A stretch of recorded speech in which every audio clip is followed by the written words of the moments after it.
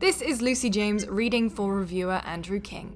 Solar Ash is built like a skate park in a lucid dream. The ground you skate across looks and acts like an ocean-sized mattress pad, blue and bumpy and bouncing as you pass. Floating islands are connected by grind pipes which only emerge after you transport glowing spores from one mushroom to another.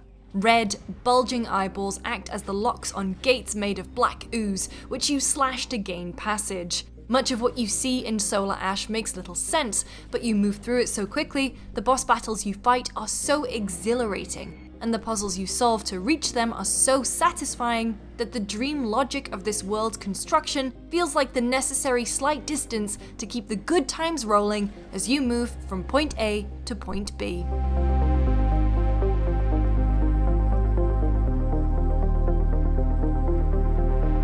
The second game from Heart Machine, the developer of 2016 indie gem Hyper Light Drifter, retains that game's colour palette. Expect plenty of pastel blues, pinks and purples, with the occasional threatening red, but changes just about everything else.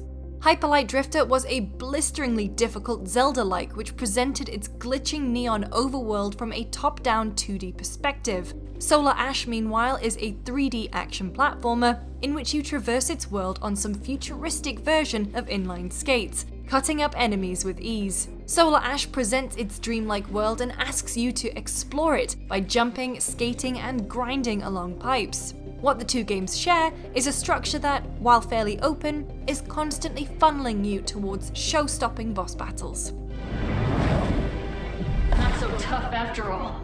In Hyper Light Drifter, that open-ended structure applied to the entire map, with 4 sections that could be tackled in any order. Solar Ash adopts a more traditional linear structure, unveiling 6 increasingly wide levels, one at a time. In each, you must hunt down multiple puzzles that, upon completion, let loose a massive boss. In each, there are plenty of audio logs and armor pieces waiting to be found if you take some time to explore. As you set out on this quest, you take control of Ray, a Void Runner who has traveled into the Ultra Void, a massive, world-destroying black hole, in an attempt to activate the Starseed, a device the Void Runners have created in an attempt to destroy the Ultra Void. When she arrives, her home planet is in the Ultra Void's grasp, but Ray hopes that if she can restore power to the Starseed, she can save her home planet. The game sets up too many proper nouns early on. All those terms are hurled at you by way of an introductory slide, and it struggles to communicate what exactly the stakes are and why we should care.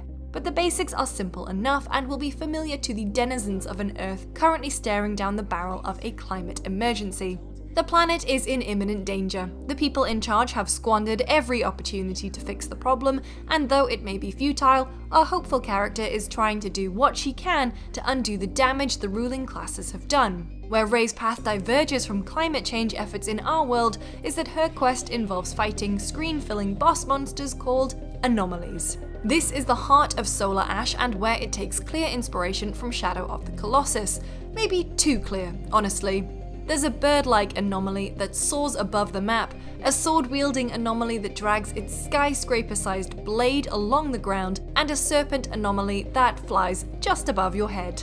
All of this will be familiar for fans of Team Ico's melancholic boss rush, but Solar Ash trades in that game's challenging sense of clumsily climbing up a living, hostile creature in favor of fights that feel like playing a 3D Sonic level on a monster the size of a city block. Each is covered in black ooze that will become lava hot after a short amount of time. To delay that moment, you need to skate across the beast, slashing at flashing pin markers as you go, which will create more pins down the line, which you must hit in time, and so on.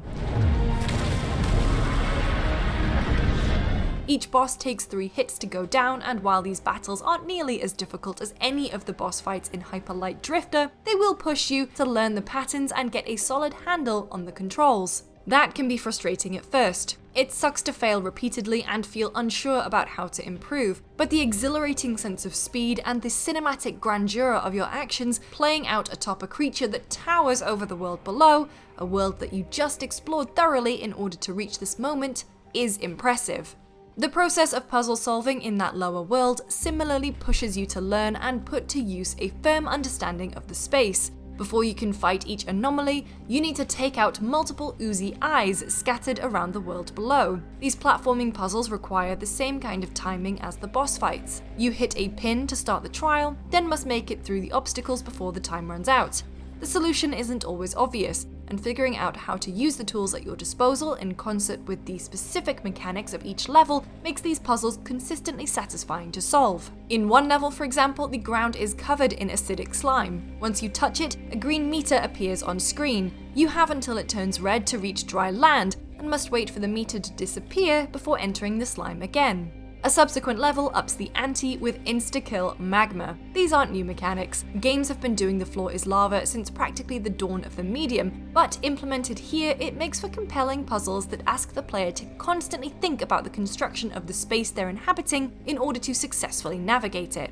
There's a reason this space is so dreamily built. Solar Ash takes place inside a massive black hole after all, but the game is at its best when it isn't treating those reasons as if they matter all that much. The late game leans a little too heavily into the story, including swapping out these strong boss battles in favor of a binary choice in the game's climactic moments. But most of the time, that story is where it belongs, in the background.